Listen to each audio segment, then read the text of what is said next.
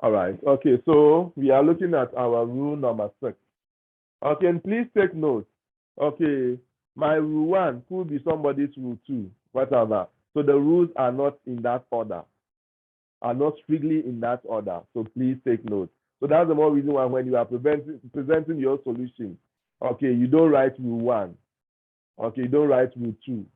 Okay, you have to just apply the rules.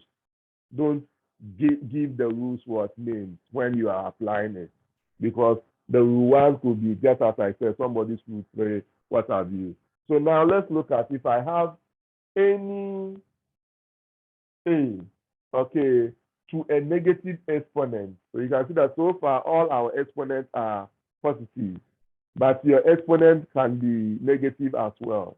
So a situation where your exponent is negative, okay, what will this give us? It's something that you know. Anytime you see a negative exponent, very good one.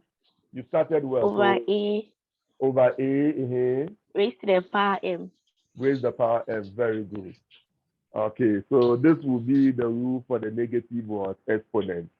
So take note. So example, if I have 3, okay, to the power minus 4, this is equal to 1 over 3 to the power 4. So in indices, okay, you avoid concluding with a negative exponent. So if you have to avoid concluding with a negative exponent, then you should know this rule. So that if maybe you added, assuming maybe the addition 1, I had, okay, or let me even do the subtraction 1. I have maybe 2 cubed minus, or divided by, let's say 2 to the power 6. I know that this will give me 2. Okay, I need to subtract the exponent, so it will be 3 minus 6, which will give me minus 3. I can't conclude with this because I have to avoid concluding with a negative exponent.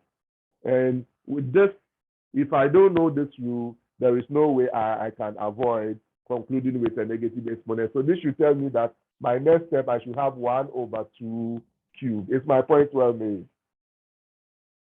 Yes, please. Okay, so that will be it for rule 6. Now, we are going to look at another rule, rule 7. Okay, and rule 7, this is what we are going to do. Okay, I have 2 numbers, A and B, multiplying all of them to a certain power. So far, we looked at only one number to a certain power, only one factor to a certain power. But now we are looking at 2 numbers, and we are talking about 2 distinct numbers. Okay, so here A is not equal to B. So take note. So whenever I have this situation, okay, what do I get? Again, this is not something new to you. So help me. So this will be equal to,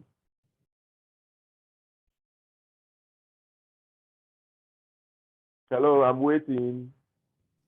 A raised to the power A raised to the power M, M times B raised to the power M. okay, times B to the power M. Very good. As simple as that. So example, okay, if I have 2 times maybe 3, all to the power 4, this will be equal to 2 to the power 4 times 3 to the power 4. Point well made.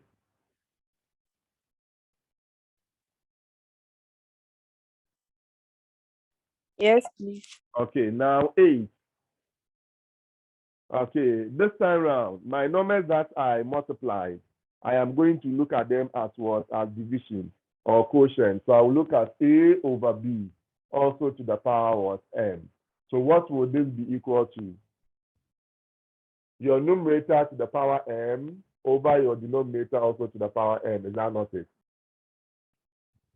Yes, please. Yes, please. Okay, so example, okay, I'm going to change this. If I have 2 over 3 all to the power 4, this will give me 2 to the power 4 over 3 to the power 4.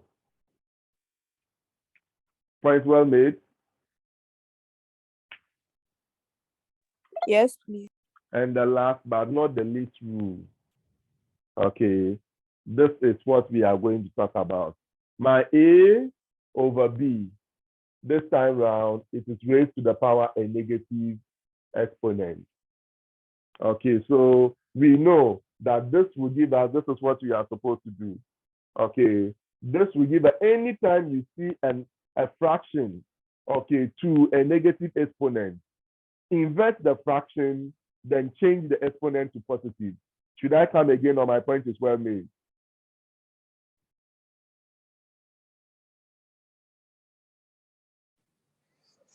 Please, your point is well made. Okay, so I will invert the fraction, so that will give me B over A. Immediately I invert the fraction, the exponent here becomes positive, so positive M. Okay, so this one now becomes similar to what we just did here. So it will be B to the power M over A to the power M. Is that clear?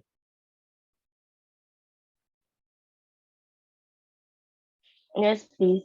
Okay, so example, if I have 2 over 3 all to the power minus, okay, 4. Okay, I will say that this will be equal to 3 over 2 all to the power 4, which in effect will give me 3 to the power 4 over 2 to the power 4. Point well made. Yes, please. And basically, this is coming from this fact. Okay, what we have here is coming from this. If I have A to the power over B all to the power minus M, okay, I can use this same definition. It will be A to the power minus M all over B to the power minus M. Do you agree? Yes, please. Yes, please. However, remember, we said you have to avoid concluding with what? A negative exponent. So I know from here that my numerator now is 1 over A to the power M. And my denominator will also be what? 1 over B to the power M. Do you agree?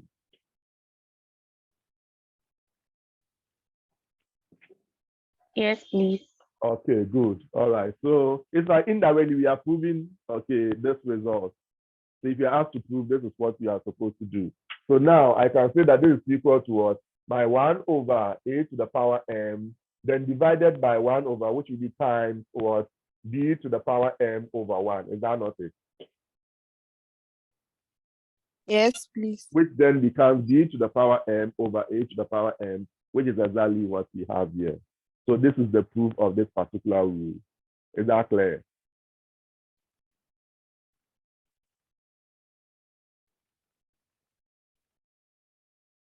Yes, please. Yes, Very please. aside these rules, okay, you should know certain properties. So I will capture this one and send it to you. Properties of indices. I think that one you know. Any number to the power 0 is what? 1. 1. Okay, any number to the power 1 is what? The number itself. The number itself. So these are the two properties of indices that you should know. Okay, as simple as that.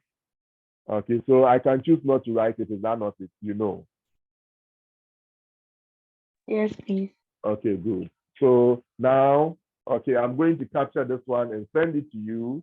Okay, after that, we'll come and look at a typical indices question. It's not always that you see a question involving only product, only quotient. Okay, it can be a mixture of all the rules.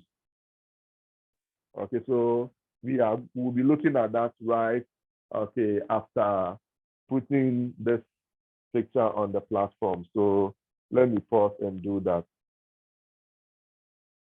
Okay, so as you can see on the board, we have our first set of questions, okay, on the indices, and we are asked to simplify the following. So you can see numbers to certain powers. So obviously, you should know that we are dealing with what? Indices. Okay, so solution. Okay, as always, okay, once the questions are numbered, our solution must be numbered. So we are looking at solution to question 1A. And question 1A, what are we giving? We always extract. We are giving 2 to the power 15 times what? 2 to the power what? 7. Okay, so we know there's an expression we start with equal to. And okay, you know, at first, I used to tell you that your equal to here shouldn't even come close to, what do you call it, the giving. It shouldn't be under the giving. Was that not what I told you? Yes, please. Very good. Okay, however, you can see that I have violated that. Okay, and it's intentional. Now the situation has changed, and the situation has changed. Okay, meaning we are relaxing some of these rules because you are in elective math, and now even in core math, I don't know of what will happen in the core math for our section of the world, I mean Ghana. But Nigeria, the core math 1-2, they were given a constraint paper. So they were provided a space to provide a solution there. Unlike the usual one that the question will come and you'll be given an answer booklet where you are free to write. Here, if they write the question, then they will provide space there for you. So if you waste the space, you know what will happen. It's my point well made. So because of that, this is what we encourage them to do. Anytime you are writing, you push your presentation here. So you start writing close to the margin. And when you start writing close to the margin, you always push your presentation here. Then there will always be room here. So in case it doesn't go there, you can rule a line there, then come and continue here. But however, if you push it here and you finish solving, no matter how big this space is, you can't come and do, okay, any other work, okay, here, because we work in this direction. We don't work in this direction. It's my point well made. Yes, please. So my point is now, anytime you are writing, if you are moving from one line to the other line, you start writing close to the margin. So start from the margin, like you always do anytime you are writing. Start from the margin, period. Okay, so assuming my margin is here, so I'm starting from the margin. So this will be equal to, okay, I have the same base multiplying, so I keep my common base. When they are multiplying, what do? I have to add the exponent. So that will give me 15 plus 7. So 15 plus 7. And as you mature, please take note. This 15 plus 7, you can do it mentally. So I can move from here to my last result that I'm going to write. So that will give me 2. 15 plus 7 will give us what? 22. Am I right? Yes, please. So you get 2 to the power 22. So don't forget your conclusion. Therefore, okay, now, okay, I'm writing close to the margin. So therefore, my 2 to the power 15 times 2 to the power 7 will be equal to what? 2 to the power 22. As simple as that. Hey, now what happened? You're also enjoying your sleep. Please, all of us slept. Hey, so you're enjoying your sleep. Please, I'm sorry. Matthew, why? All right. Okay. So your sorry will be accepted in our next meeting if you are not late. However, if you are late, I will accept your sorry. Yes, please. Okay, all right. So take note. This time around, okay, because we are few, I want us to cover. Is that clear? Okay, it's Yes. intentional. So let us cover. And if you will cover, then it means you have to come late. I mean early. You don't have to come late at all. And Yeah. it's even likely, usually you can see that in our next meeting, we will have to come and discuss the assignment. Okay, so what I intend doing is I will do the video of the discussion of the assignment in your absence, send it to you. Okay, when you come and there are other issues, then we deal with it, then we move.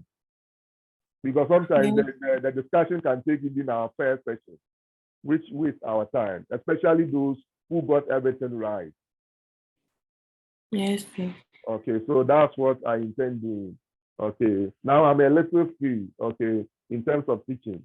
Okay, but I'm a student too, so I have to learn. So I'll try as much as possible to do that. So now this is what we have. So B, okay, what do we have? We have 5, giving 5 to what power 7, okay, divided by, okay, 5 to the power 5. So we know whenever we are dividing, once the bases are the same, we keep our common base. Then this becomes my numerator exponent, my denominator exponent. So I subtract the denominator exponent from the numerator exponent. So that gives me 5 squared. Is my point well made?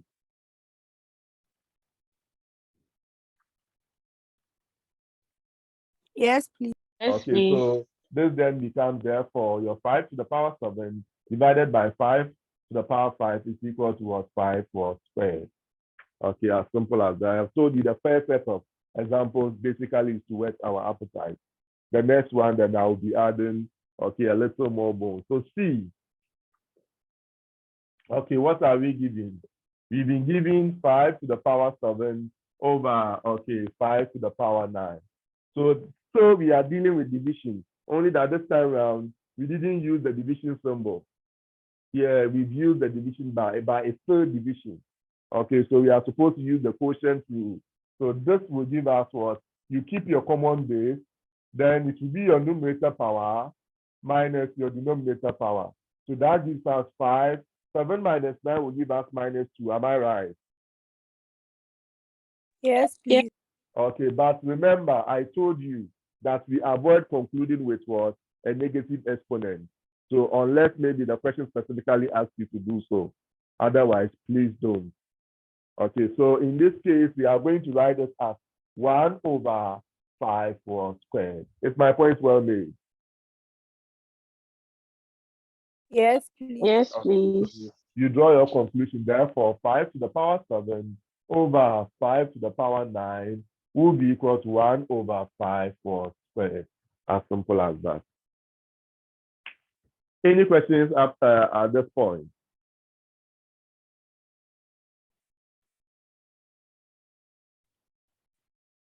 Okay, we thank God you are all fine. So now, quickly, let's move on to D.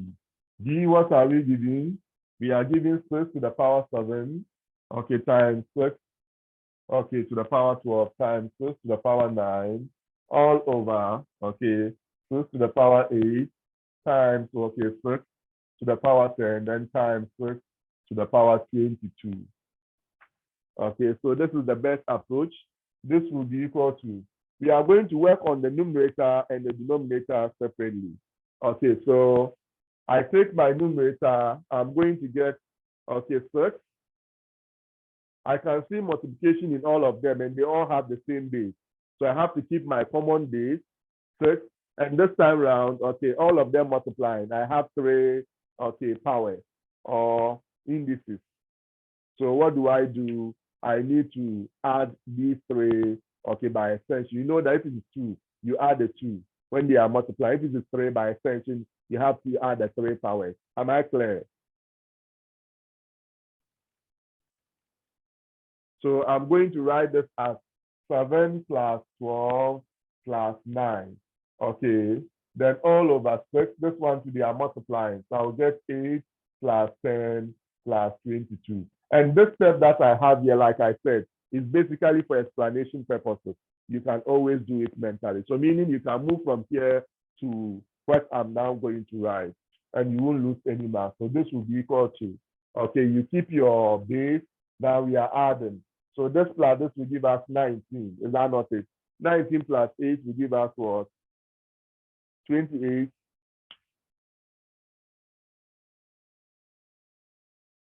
Am Yes, I right? please. Okay, so 28. Then over your 6, now you are adding this. This plus this will give you, okay, 30. So I'm going to get 40. Am I right? Yes, please. Yes, Okay, please. good. So and now you have one base, another base, but they are divided the same base. So you keep your common base, and now because of division quotient, you will subtract the denominator exponent from the numerator exponent. So you are going to get 28 minus 40, which gives us 6. And again, this one you can skip and do it mentally as you mature. So 28 minus 40 will give us minus 12. Minus 12. Okay. But can I conclude here? No, please. No, please. So I avoid concluding with the negative exponent. So I use the negative No. power, which will give me 1 over the positive power, which is what? 12. So you draw your conclusion. Therefore, okay, 6 to the power 7 times 6 to the power 12 times 6 to the power 9 all over your 6 to the power 8 times 6 to the power 10 times 6 to the power 22 will be equal to what? 1 over 2 to the power 12. Hope I'm clear enough. Yes, please. Okay, and now to the last one, E. Okay, E, what are we giving? We are giving A squared all cubed, okay, times A cubed all squared. Okay, so here, obviously, you can see powers. So it means we are supposed to rely on what? On the power rule. Okay, and by the power rule, okay, any number to a certain power raised to a power again, we multiply the exponent. So this will give us a to the power 6. Then times, okay, you keep your common base and add the exponent, so you get a to the power 6 as well. So now you have a base, common base multiplying. So a, you add the exponent, so it will be 6 plus 6, which is what? 12. So now I'm assuming these mature. So that's the more reason why I skipped the step.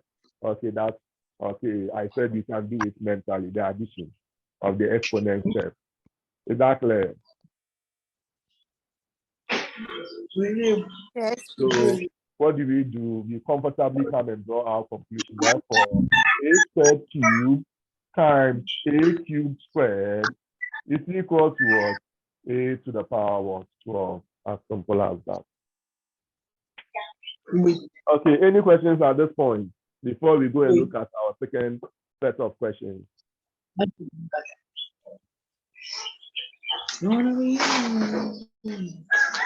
Nancy, are you here?